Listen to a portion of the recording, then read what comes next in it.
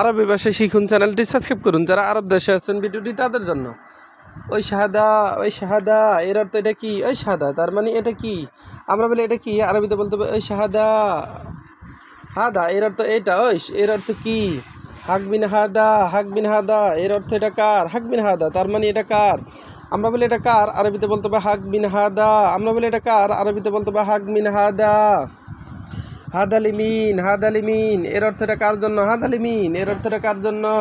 আমরা বলি এটা কার জন্য? আরবিতে বলতে হবে হাদালিমিন। হাদা এর অর্থ এটা, লিমিন এর অর্থ কার জন্য?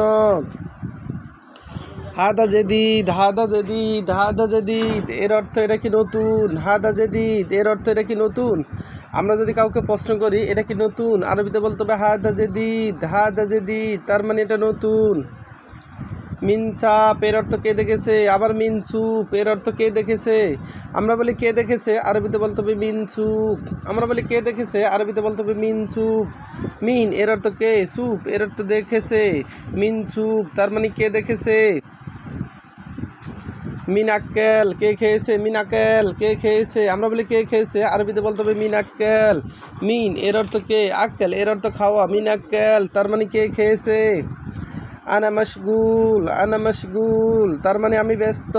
আনা মশগুল তার মানে আমি ব্যস্ত।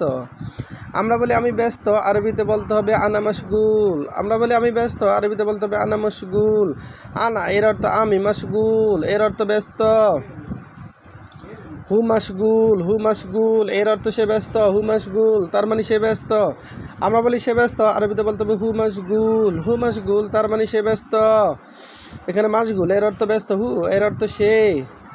মিনগুল এর অর্থ কে বলেছে? মিনগুল এর অর্থ কে বলেছে? আমরা বলি কে বলেছে, আরবিতে বলতে হবে মিনগুল। আমরা বলি কে বলেছে, আরবিতে বলতে হবে মিনগুল। গুল এর অর্থ বলা, মিন এর অর্থ কে। মিনজা এর অর্থ কে এসেছে? মিনজা তার মানে কে এসেছে? আমরা বলি কে এসেছে, আরবিতে বলতে হবে মিনজা। আমরা বলি কে এসেছে, আরবিতে বলতে হবে মিনজা।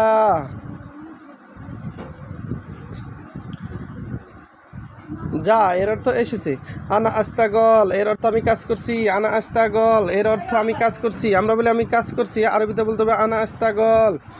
আমরা বলি আমি কাজ করছি, আরবিতে বলতে হবে আনা আস্তাগল। আনা এর অর্থ আমি, আস্তাগল এর অর্থ কাজ। আনা আস্তাগল তার মানে আমি কাজ করছি। আনা আসিফ এর অর্থ আমি দুঃখিত। আনা আসিফ তার মানে আমি দুঃখিত। আমরা বলি আমি দুঃখিত, আরবিতে বলতে হবে আনা আসিফ। আসিফ এর অর্থ দুঃখিত। আনা আসিফ তার মানে আমি দুঃখিত। কুল্লু তামাম এর অর্থ সব ঠিকঠাক। কুল্লু তামাম তার মানে সব ঠিকঠাক। তামাম এর অর্থ ঠিকঠাক। কুল্লু এর অর্থ সব। কুল্লু আগ্রাত এর অর্থ সব মালামাল। কুল্লু এর অর্থ সব, আগ্রাত এর অর্থ মালামাল, আবার সামান এর অর্থ মালামাল। ভিডিওটি ভালো লাগলে অবশ্যই সাবস্ক্রাইব করুন এবং শেয়ার করুন। ভুল হলে ক্ষমা করবেন।